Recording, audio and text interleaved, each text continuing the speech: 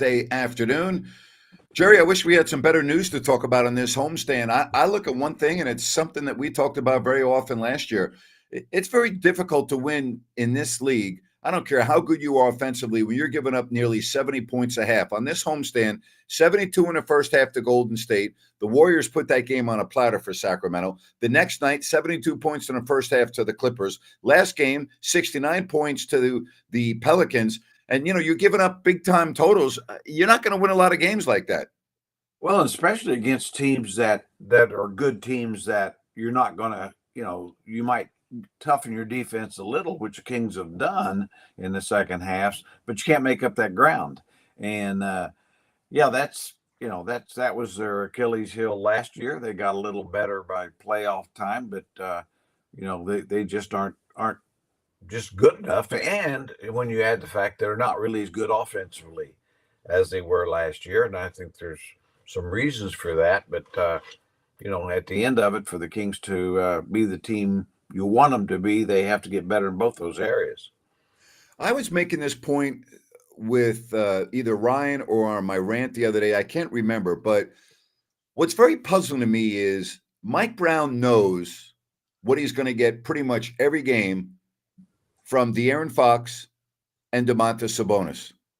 He doesn't know what he's going to get from his other three starters, Kevin Huerter, Harrison Barnes, or Keegan Murray. We're 20 games in now. That's puzzling to me.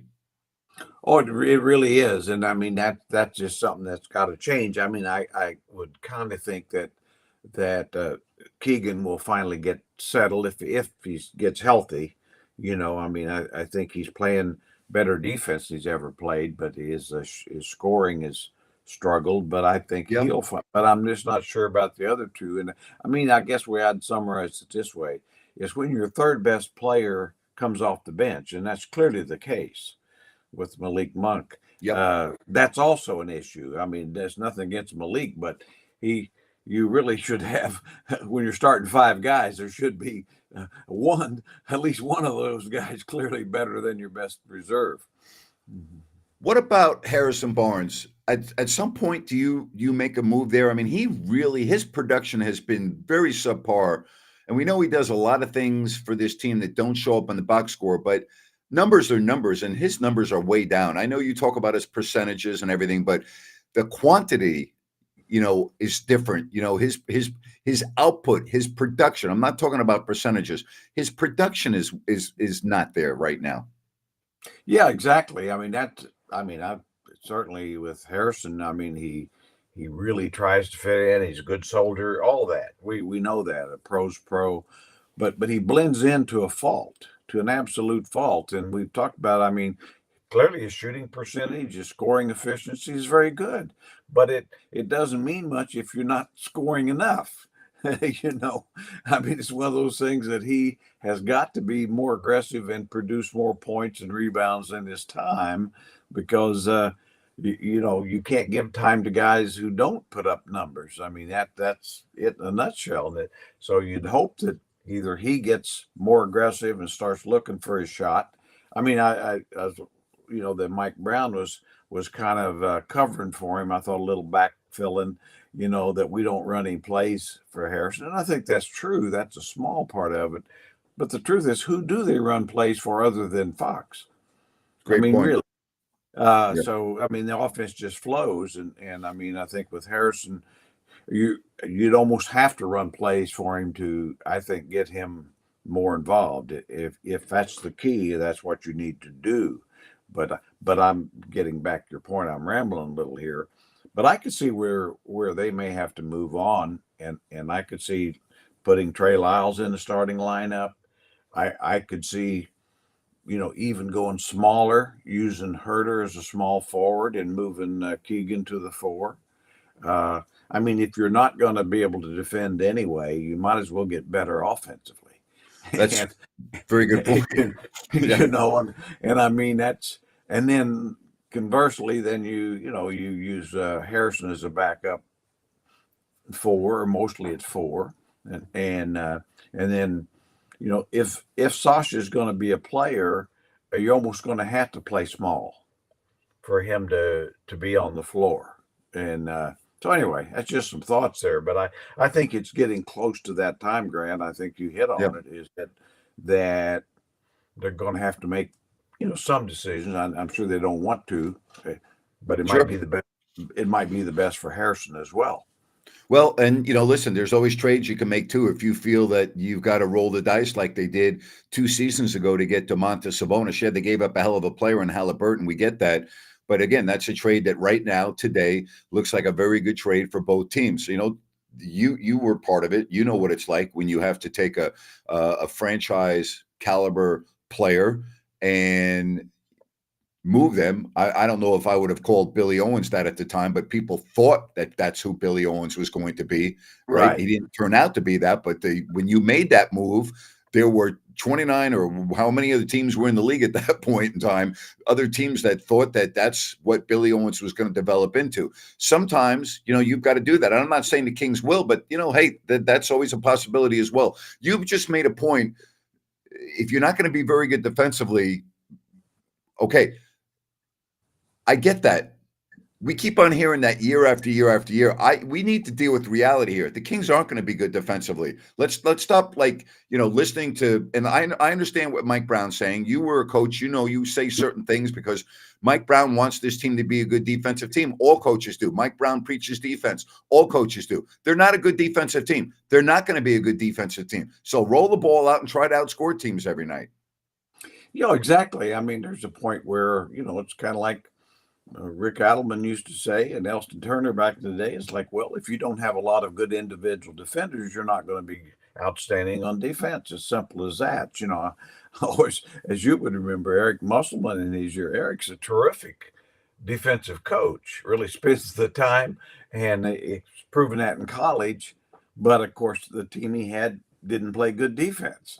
I mean, Yeah. He had one guy who could guard people, Artest. And of course, he'd guard them all. but that's another Right. interesting story. I always think, though, when talking about trades and stuff, and it's like the Kings, having to move a great young prospect in Halliburton to get a great, more proven center that they couldn't possibly get otherwise. But people, start to complain about that a little bit. It's like, now, wait a minute here. It's very similar to me. It's like when the Warriors, I remember the Warriors trading Monte Ellis for Bogut, which was very unpopular at the time. That's right. Extremely unpopular. And two things happened. The Warriors became better, number one, because Bogut gave them something they didn't have and weren't going to get. And Curry became Curry. Mm-hmm. He was never going to be Curry, the full star Curry, with Monte Ellis there, much like Fox has become superstar Fox, and of course it's helped Halliburton, who's become superstar potential Halliburton. So a lot of times that's just the way it is. It's sometimes you have to give up maybe even a more talented player for a lesser player to fit better. And I've always honestly thought that Jason Williams was a better player than Mike Bibby. Bibby fit better.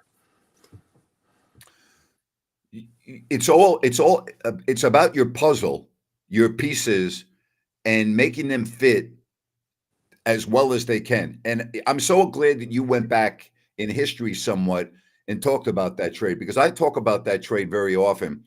That trade turned around the entire Warriors franchise. Now, to their credit, they drafted very well. Okay, so we know that. But had they kept Monte Ellis, you are 100% correct. That team would not have evolved the way it did. So, sometimes you have to take your best player or second best player. I think we could both agree that Fox isn't going anywhere and Sabonis isn't going anywhere. So right. Other than those two, there's really nobody on the Kings that I would say is untouchable. I would pick up the phone and listen to any offers for any of those players that don't have the names of Fox and Sabonis. Yeah, I think you'd have to. I mean, obviously for me, I would be really inclined to, it'd have to be something really interesting to give up on Keegan, because I think he still fits this team, and I think but I mean, having said that, I still agree. Yeah, the Sabonis and Fox are the two guys that you're going to build around and you're going to keep. I mean, if Monk weren't going to be a free agent, I wouldn't had put him in the same category, but he's going to be a free agent. So you just don't know what you can't know. I mean, I Yeah. think you'll be able to keep him, but any other players and or picks, I would really consider. I mean, late draft picks aren't near as valuable going forward to this team as they were in the past. You need a player. You need a player. I had a call yesterday on one of my live shows. His name was Dorian, and he was talking about a comment that Mike Brown made. And I'm paraphrasing here. I may not have it 100% correct, but that he's still waiting for, roles to evolve. And if that's exactly what he said, we shouldn't be at that point at the quarter pole, should we? And we're almost at the quarter pole. I mean, you've had preseason. Now you've had almost 20 games. Should that be something that he's still waiting for roles to evolve? Should we have that down pat after 20 games? Well, you should be pretty close to it. I mean, I'm saying, because there's always a outlier in that one player isn't what you assumed he would be. But when you got your group back for the most part, you're really starting the year pretty much like you finished. You've added a McGee and you've added Sasha, but neither are starters. Yeah. And so, and even your bench is pretty much the same, or to some degree. So, yeah, I think it has been a case where a few guys haven't produced like you thought. I mean, it's certainly Harrison overall hasn't, and Keegan hasn't. Both there's different reasons for it, I suppose. Certainly, I think that with Herter, he's playing to the level that more or less that you expected. But yeah, so they came out of the gate kind of discombobulated, I would say. And now they're starting to get it. But I tell you something. I think probably the fans out there think I finally lost it. I think they miss Terrence Davis a little bit. Uh-huh. I mean, you talk about a guy that obviously you could throw him in there for a minute or two and find out if he gets, he won 2 or 3 games. He was, so, I mean, I just don't see Duarte or Kessler Edwards or Kobe Jones, any of those guys being out there and getting you 35 in a big game, which Terrence did that a few times. Yeah. Well, very good point. I mean, you gained a little, but you lost something different. And we say this, and this is the difference of where the Kings are now to where they were 2 seasons ago. We're talking about, we didn't know what the Kings record was, and no one knew that was listening. You go, oh boy, the Kings are having a bad year. They're 11-8. All right. They're 5th in the West. Okay. Yeah. So, if you look at the positives are, okay, well, all teams in the league, with maybe the exception of 2 or 3, have problems, right? The Kings have some issues, but they're still winning more than they're losing. They still have a very good roster. And I believe last year at this time, their record was not 3 games over 500. I believe they were closer to 500 and they took off. So, I mean, it's not like doom and gloom, but there are some things that have to be figured out. Yeah, and expectations are always the thing. There was no expectations last year to speak of. Good point. And there is this year. I mean, that's a good place to be. But I'm like you. Look, the team is good. It's really fun to watch. Now, on the positive side, there's no super teams in the league now. There's some really good teams. There's no Jordan Bulls. There's no Bad Boy Pistons. There's no Bird Celtics. There's no Showtime Lakers. There just isn't.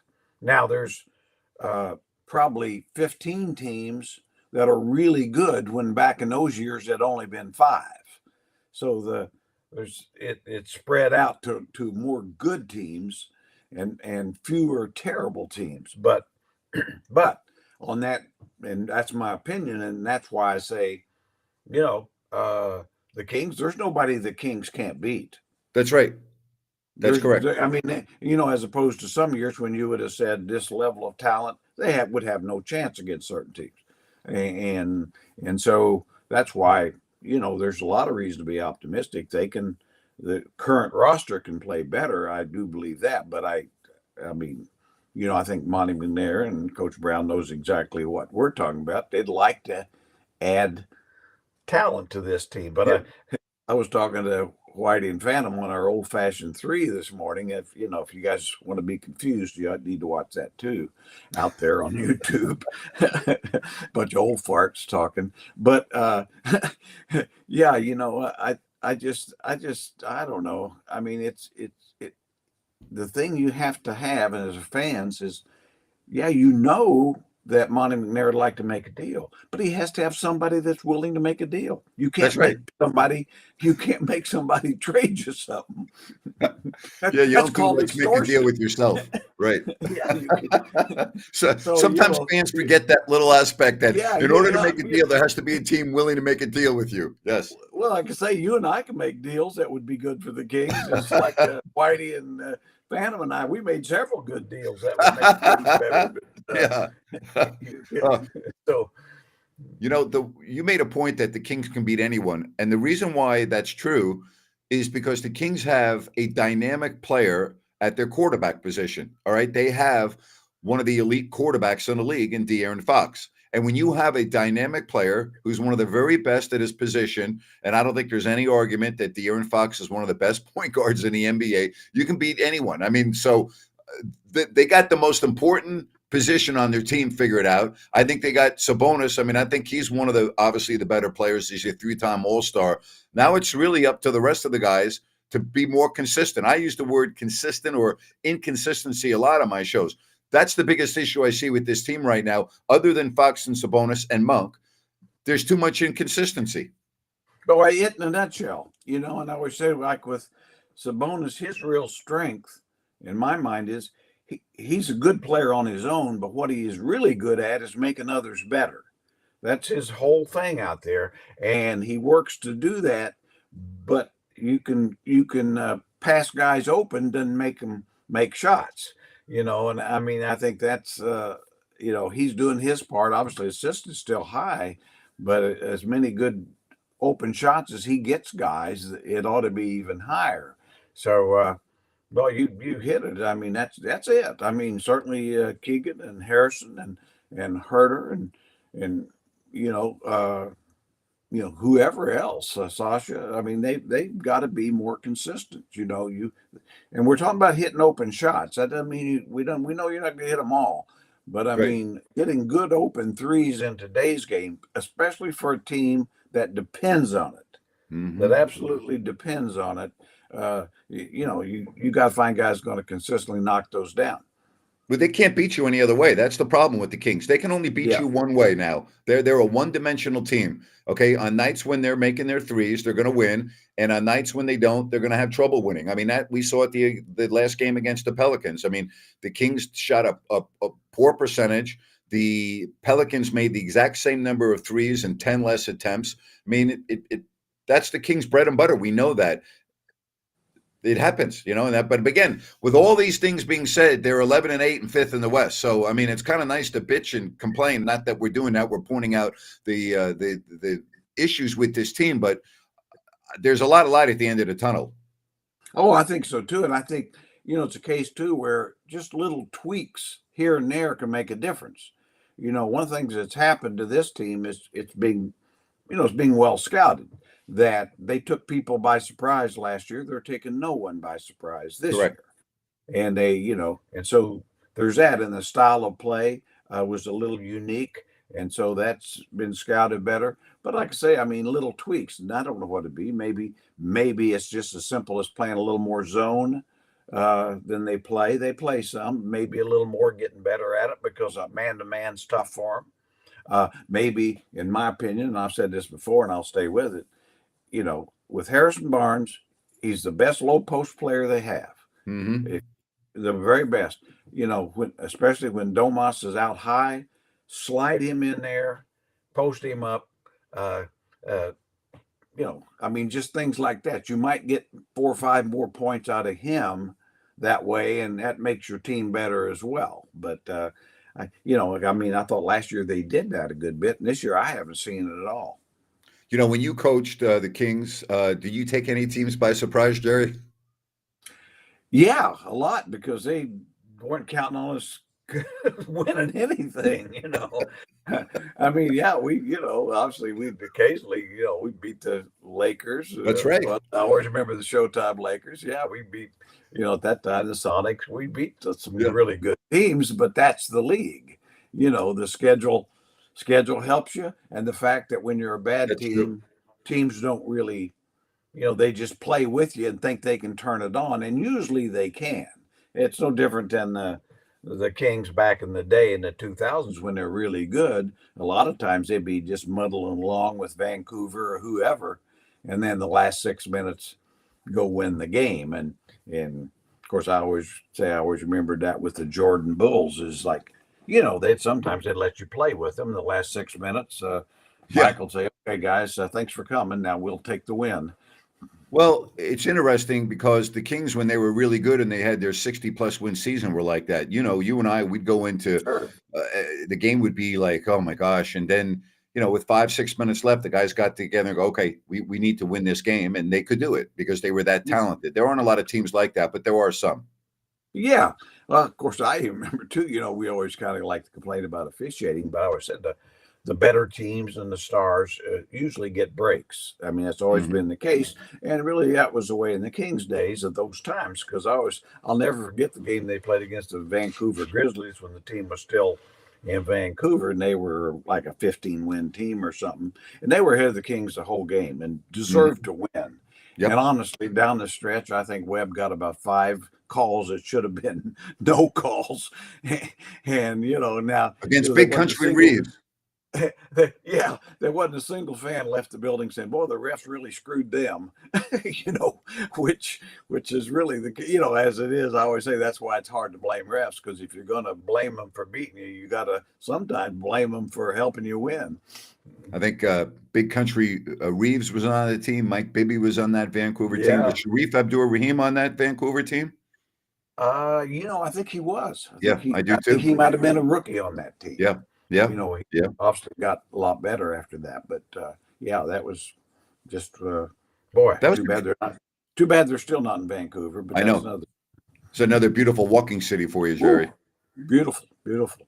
Go to Although Stanley I think, Park. Go walk around Stanley Park. yeah, no, I mean it was of course the most beautiful hotel of anywhere we stayed. I Oh, the think Pan Pacific. Oh, wow. Pan Pacific. Yeah, Yeah. Yeah, you and I, that hotel was way above our lifestyle, Jerry. We were like, wow. yeah, it was. I felt kind of ashamed. I mean, it's like I knew I knew I didn't belong there. I liked it, but I didn't think I belonged. Hey, I remember going to the Pan Pacific for the first time, and we got in there in the late afternoon. And I remember walking into the room and opening up the curtains and go, oh my gosh, you're right on the water. It was beautiful. I mean, it was spectacular. Most beautiful city in North America for sure. I mean, Yeah. and more so than Seattle or San Francisco. I really Yeah, believe yeah. that. This sure as hell ain't San Francisco anymore. I don't know. Not I don't know. anymore. I haven't been to Actually, Vancouver lately, but I know it's not San Francisco anymore. well, I have relatives in Vancouver, and they're saying the same thing. Oh, They're having really? a lot of this, yeah, a lot of the same issues. All right. I want to get to this now. Very good question. I was going to bring this up. Grant, I know you said the in-season tournament was gimmicky, but has your opinion changed or evolved in the past couple of weeks? For me, no, it has not. It is not. But we have to also talk about what was the purpose of the in-season tournament from the league's perspective. It's very simple. To draw more attention to a sport that is dominated in the months of November and December by the National Football League. Okay, we all know that. The NFL is king in this country, and the NBA has been basically dwarfed in these 2 months by the NFL. And they put this in-season tournament to bring more attention to the sport. Has that happened? Yeah, probably has. Jerry, how do you look at the NBA in-season tournament now that you've seen it for 2 weeks now? Well, as you know, I was very critical of it, uh, but I have to say, pretty much what you said. I mean, the certainly Commissioner Silver and his people were trying to come up with a way to create more interest, more competitive spirit during the early part of the season when NFL He's always going to be king at any time of the year, but that's another story. And I think it's worked. Now I think they went too far with the colored floors and everything. I would prefer they want to put a trophy out there at the middle of the court. That'd be enough. But anyway, yeah, to the point, has it worked in this year? I think it has. I'm still not a fan of it. And then the thing I'd like to say, I was talking with the old fashioned three. Whitey and I were and Pam talking about, and I asked my opinion, the very same thing, and I'll say the same thing here, is that I think by year 3, whatever juice it has now will be gone. I think it will officially become the holiday college tournament that nobody remembers or cares about. But I do think it has worked this year, but I think it will have a shelf life, maybe 3 years. Well, here's the biggest issue that I think is facing the league, and it's an if. And I don't have a crystal ball any more than you do, but if they play the championship game, and let's just hypothetically say it's Milwaukee and the Lakers, which would be a dream scenario for the league. Let's just you get Antetokounmpo, you get LeBron, you get Anthony Davis. If one of the stars gets hurt in a game that does not count towards the standings, that's going to be a real big problem for the league. They're not going to be able to get around that. Yeah, that would be the ultimate disaster because, like you say, that's the extra game. That's 83rd game for those teams, and major stars. So there'll be league officials will be walking on eggshells if those two teams are playing. Well, this is exactly how I feel. What's the point of paying attention to a tourney in which players are playing strictly for money? You're 100% correct. The championship game in Vegas, I won't even pay attention to. I won't care who wins. It won't matter to me. I'm not going to watch any of it. It doesn't interest me. I have absolutely zero interest. But you make a good point. That championship game, for all intents and purposes, is a glorified exhibition game, which means nothing to the fans. Do you think the fans in LA or Milwaukee give a damn if their team wins the in-season tournament? No. You know what they're going to be hoping for? They're going to be hoping for, or it could be the other two teams. It could be Indiana, or I don't even know who the other team is. But the point is, they're going to be praying that none of their players get hurt in a meaningless game. Fans don't care that the players are getting $500,000. That means nothing to the fans. That doesn't matter. Every fan of the teams that play in that extra game they're going to be holding their breath, hoping that no one gets hurt. That's what that game is going to mean to the fans, in my opinion. Well, just another couple points on that, and that's a great point about the money.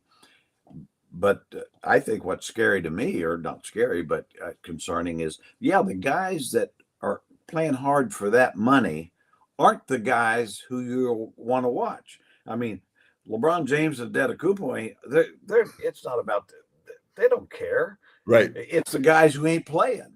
It's the 9th through 15th man. That's a great point. Who's really after it. So that part bothers me. And then the other part is let's say the Pelicans and the Pacers are playing in the championship game.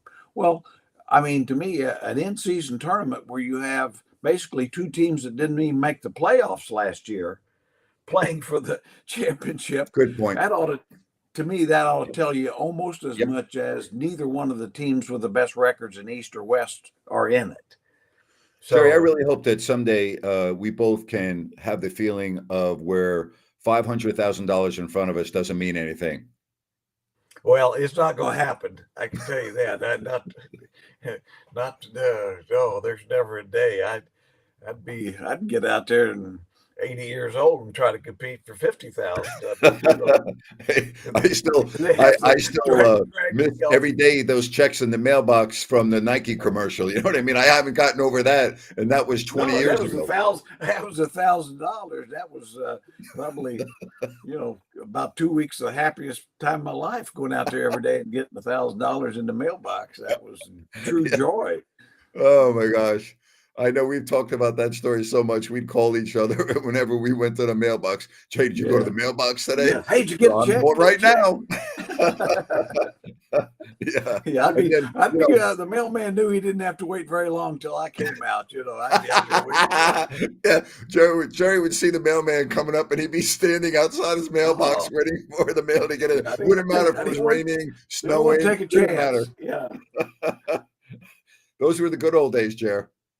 yeah, they were. They were. Didn't Yeah. totally appreciate them at the time, but as you know, that's one thing about getting older. Boy, you look back and think, boy, that was good times. Yeah. Yeah. So the Kings play Phoenix on Friday night in Phoenix. And this homestand I was telling you that was continuing this stretch right now of 10 of 11 without knowing about the Phoenix game at home. The only road game was the Clippers, but you better beat Washington, you better beat Utah, and you better beat Brooklyn the next home game. All the other teams that are coming in here are loaded, okay? Like Boston, all right? Oklahoma City. I can Denver's coming in again, I think. You have really good teams that are coming in on this homestand. And so what I said 8-3. 8-3 is probably not going to happen now because you're 2-2 already, and you really got very lucky with the Warriors game. But you're 2-2, so you're probably not going to go 8-3. But boy, there's some very formidable opponents coming up here in the next 2 weeks coming into Sacramento. Yeah, that's what makes those other games so important. I mean, you have to beat the teams you're supposed to beat, and then surprise a couple people. And I think the thing that always concerns me about teams like that, the real good ones coming in, is that they're teams that can beat you if you're playing at your best. Yeah. I mean, and Well, we and, saw and that with have a Milwaukee chance. last year. With it at Yeah, home, I thought the Kings maybe had their best game of the year all season, and they lost to Milwaukee at home in a phenomenal game. Why? Because the Bucks are just a better team. just a better team, and that's what you have to certainly have to hope for. You play your very best, and if you do at home, you got a great chance of beating really really good teams. But you'll have to play extremely well, not like we saw against the Clippers or the Yep. Pelicans. I mean, it just has to be a better all around game. Well, here we are. The kind of a break. Now the Kings are going to play Friday. I don't even know when the games are in Vegas. I just don't have any interest. But the Kings right now, the word is consistency. Mike Brown needs to find consistency, or the players need to find consistency, because if not, it's going to be a Jekyll and Hyde season. We can talk all we want about last year. Last year doesn't matter right now. Last year is gone. Okay, this is a different team with a couple of different pieces. But as Jerry said earlier, and I've said, and I continue to say, as long as you have a healthy De'Aaron Fox and Sabonis, you're going to be in most games that you play. Occasionally, you're going to get blown out, but even the best teams in the league get blown out. But if you have those two healthy, that gives you a chance to win every single night. No question. And I think it just goes back. You pretty much know Monk's going to do what he does. Yeah. But now and I think that'll be the challenge for Coach Brown if you can't change the roster particularly. I mean, I think he almost has to. He's been great at mixing and matching, trying to find somebody on a given game who's got a game going. But I think you almost have to say, look, I'm going to stick you here, and and you've got to give me something, and kind of try to create that situation, that the consistency that isn't there, and because I don't think the team can go forward, kind of like they are. I mean, to get better, they almost have to find that one or two guys who you pretty much know, within reason of the stat sheet will be a productive, positive number. It doesn't have to be huge numbers, just positive. Once again, Jerry, a very neat office as I'm looking around you. I'm very impressed, Jerry. It's all the trash is in the corners. I kind of scrape It's it all off right. to one side. I always Hey, make sure what you can see, you can't see all the other stuff. So, hey, whatever works. That's my motto. Whatever works. oh All yeah, right. don't Well, on that note, you enjoy your Wednesday evening, and we'll talk to you again soon. can't wait. Enjoyed it as always. Great, always great visiting, talking basketball with you, Mr. Napier. Likewise, Jared. Take care. We'll see you. Bye bye. Yeah. All right, good stuff from Jerry Reynolds. We want to tell you that we are brought to you by New Works Plumbing of Sacramento. Plumbing needs, plumbing concerns, go to sacserviceplumbing.com. Call the number on your screen. New Works Plumbing, they've got a fix for you. And again, remember, they're available around the clock 24/7 for all of your plumbing needs and repairs. That's New Works Plumbing. They've got a fix for you. Well, folks, again, I'm going to look at the big picture here, and the big picture is 11-8. All right, that's where we're at now. This team is 11-8. There are a lot of positives. Yeah, they're like a lot of teams in the league. They have an issue that they have to get better at. I think the personnel is there on this team. I just don't think they're playing to their capabilities on a lot of nights. And we've already mentioned the players, and so we don't have to go over the names again. I think that's the issue. Now, I also made a comment. I want to know how you feel about this. Maybe we overvalue Keegan Murray. Maybe we overvalue Kevin Huerter. And again, you talk about Murray, he's in his second year, so I'm going to give him some latitude here. But, the others are big-time veterans. Maybe I overvalue them, right? I haven't overvalued Sasha Vezenkov because I said it's going to take a while, and we're seeing that. Yeah, he can shoot, but there are times when he's not making shots, and then he's not effective. He's not helping your team. So, at some point, maybe we have to look at us as fans. Do we overvalue players on the team? I think the Kings would very much be in a situation to roll the dice and make a big move. But you're going to have to give up a Keegan Murray. You're going to have to give up, some pieces. But if you're a general manager and you have a good team, but you don't think you're a great team, or you don't think that you're going to be able to do any more than maybe win a playoff series, then you roll the dice because you're in it to win it, right? You're not in it to win 45, 48, 49 games or 50 games. You're in it to win a championship and win it to win playoff series. If you don't think your team is capable of doing that, then you try to make that big deal. That's what the Kings did when they traded Hield and Halliburton for Sabonis. And look what it did.